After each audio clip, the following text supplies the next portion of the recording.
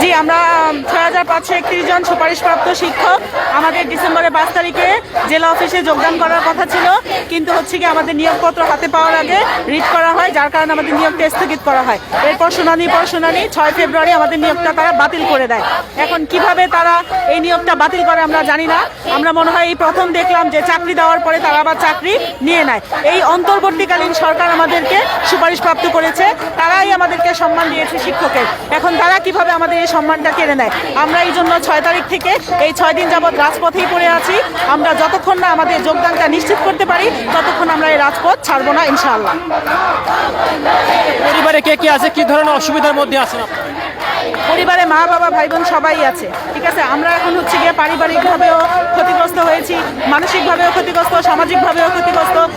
বাইরে বের হইলেই সবাই শুধু বাতিল বাতিল, তারপর জয়েনিং কবে, নানান ধরনের কোশ্চেন আমাদেরকে করে, যার কারণে আমরা মুখ দেখাতে পারি না। আমাদের সম্মান নিয়ে টানাটানি, আমরা এটা চাই না। আমরা চাই যত দ্রুত সম্ভব আমাদেরকে যোগদান নিশ্চিত করুক।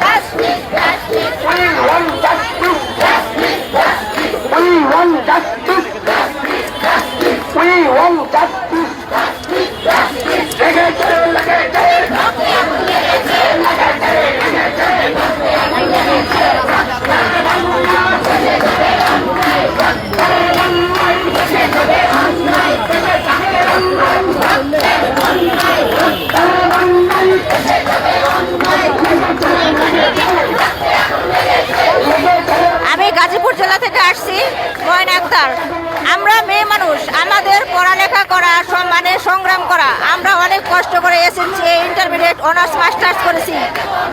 ইন্টার করার পরে আমাদের বিয়ে হয়ে যায় অনেকেরই, যেমন আমার বিয়ে হয়েছে ইন্টার করার পরে, তারপর বাচ্চা সন্তান সংসার সামলিয়ে অনার্স মাস্টার্স কমপ্লিট করে আজ অনেক কষ্ট করে পড়াশোনা করে এই চাকরিটা পেয়েছি।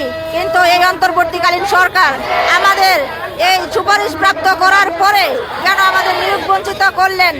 রাষ্ট্রের কাছে আমাদের একটাই দাবি, আমাদের যোগদান করিয়ে দেন, আমাদের যোগদান করিয়ে দিবে। আমাদের অনেক কষ্ট, মানে সামাজিকভাবে আমরা হেনস্থ হচ্ছি। আমরা কি দেশের ভোটার না? আমরা কি দেশের নাগরিক না? আমাদেরও তো সমাজ আছে, আমরাও তো সমাজে বাস করি।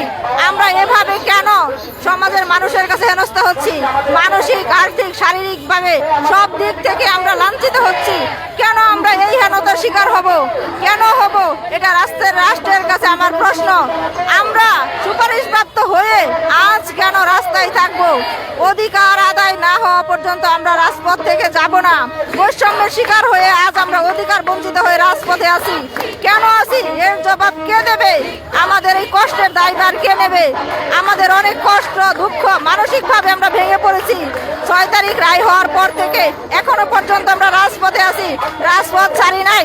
রাষ্ট্রপক্ষ থেকে আমাদের কোনো যৌক্তিকতা দেওয়া হচ্ছে না, বা আমাদের কোনো নিয়োগ দেবে এটার কোনো লিখিত কোনো দিচ্ছে না। আমরা এমনি রাস্তার মধ্যে পড়ে আছি। সরকারের কাছে, রাষ্ট্রের কাছে আমাদের একটাই দাবি, আমরা নারী, আমরা মা, আমাদের যোগ্যতা দিয়েছেন, তাহলে আমাদের এই যোগ্য সম্মান ফিরিয়ে দেখ, এটাই রাষ্ট্রের কাছে দাবি।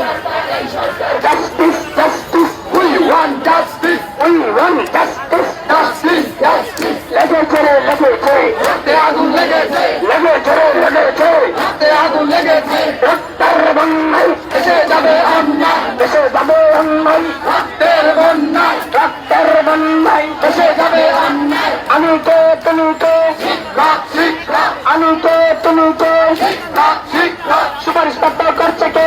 এই সরকার, এই সরকার। যুবকদের বিবেকে এই সরকার, এই সরকার। যুবকদের বিবেকে এই সরকার, এই সরকার। আমি কে, তুমি কে?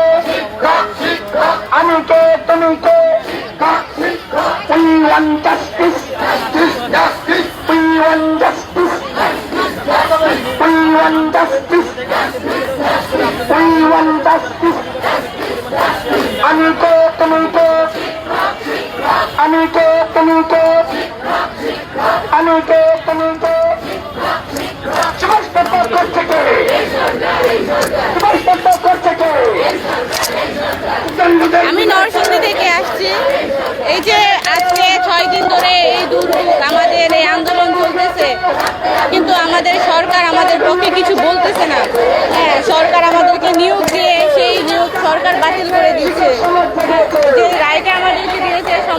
অযৌক্তিক। এই বাচ্চা নিয়ে এই প্রতিদিন আসা, এখানে এসে বসে থাকা খুব কষ্টকর। আমরা চাই আমাদেরকে দ্রুত ভোটদান দিয়ে আমরা যেন আমাদের আবার সাংসারিক জীবনে দ্রুত ফিরে যেতে পারি। এই বাচ্চা নিয়ে অনেক আপুরা আছে, তাদের অনেক সেদিক থেকে আপনাদের মাধ্যমে সরকারের কাছে এটাই চাওয়া থাকবে যে আমাদের দিয়ে আমাদের এখান থেকে বিদায় করতে হবে। একটিও